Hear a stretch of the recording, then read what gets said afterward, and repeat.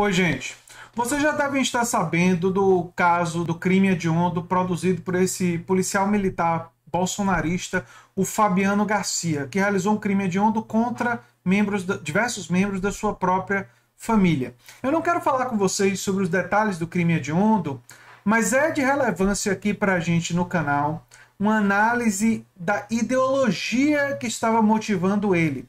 Muita gente vai simplificar e dizer: se trata simplesmente de um problema psicológico, ele tinha problemas mentais. Seguramente algum tipo de distúrbio mental existia para a pessoa realizar um ato desse. Mas eu acho que é uma simplificação muito perigosa as pessoas simplesmente caracterizarem como problema mental e não analisarem o que ele dizia em suas redes sociais e o que ele disse para Cassiele, a esposa dele, né, sobre o que ele fez antes dele terminar de fazer o que ele iria fazer, mas mostrando quais eram as ideias que estavam dentro da cabeça dele. Então tem um áudio em que ele diz, por exemplo, que ele não ia conseguir viver sem a Cassiele, que ele já não estava suportando o jeito que ela lidava com ele. Ele diz no áudio que ele não ia aceitar, né, o divórcio, ela sugere o divórcio e ele não iria aceitar. E ele diz também no áudio que ela reclamava com ele porque ele queria sempre as coisas do jeito dele. Eu vou deixar inclusive o link para o áudio no comentário fixado e vocês podem ouvir o áudio na íntegra. Quando eu tentei colocar o áudio aqui no canal, o YouTube não permitiu. Eu não sei se é porque viu como uma coisa muito, enfim, perturbadora, não sei. Mas enfim, eu não vou colocar o áudio, mas vou dizer para vocês o que tem no áudio e vocês podem ir lá conferir e ver que isso tem. Ou seja, ele começa o áudio se desculpando, pedindo desculpas, pedindo perdão pelo que ele tinha acabado de fazer e dizendo que ele não suportaria viver sem a Cassiele e que a Cassiele dizia para ele que reclamava com ele que ele sempre queria as coisas do jeito dele, ou seja, ele era muito autoritário.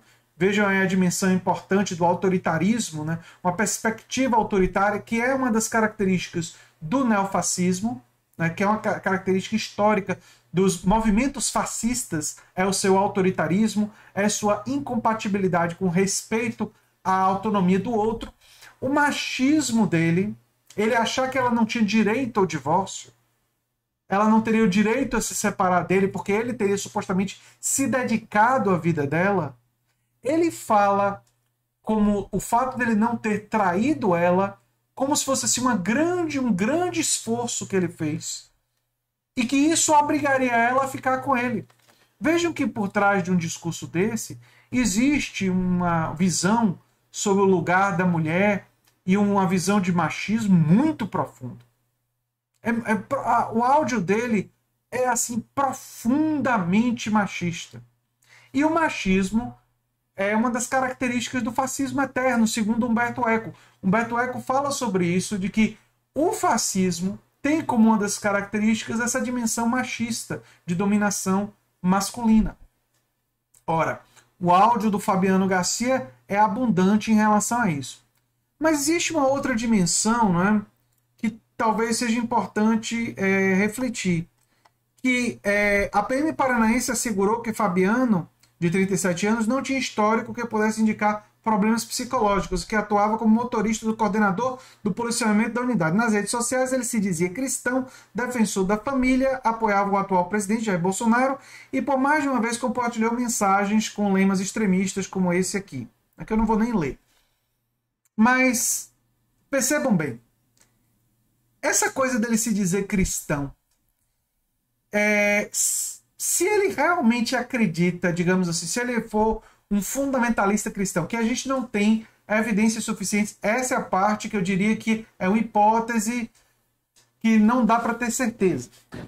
Será que o que ele não fez porque ele acreditava de forma fundamentalista que ele pedindo perdão pelo pecado que ele cometeu, ele seria perdoado e que ele e toda a sua família iriam se reencontrar no céu?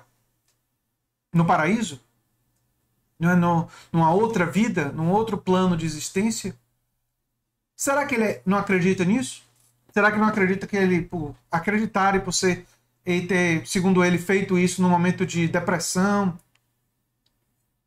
Por que será que ele fez esse áudio pedindo desculpas, né? Olha só, família, me desculpa, mas eu não ia conseguir viver sem a Cassiele. Eu tenho uma hipótese extremamente egoísta para ele ter pedido desculpas. Eu acredito que existe uma forte possibilidade dele ter pedido desculpas porque ele acreditava que, ao pedir desculpas, ele seria perdoado e já que em vida, né, a Cassiele não queria ficar com ele, ela seria obrigada a ficar com ele no outro plano espiritual. Gente, isso é de um nível de mistura de machismo, autoritarismo e fundamentalismo religioso muito intenso. É claro que a parte do fundamentalismo religioso, essa hipótese, essa interpretação do pedido de desculpas dele e dele se dizer tão fervorosamente cristão, não é? Nas redes sociais, é uma hipótese para explicar o ato dele. Não dá para ter certeza.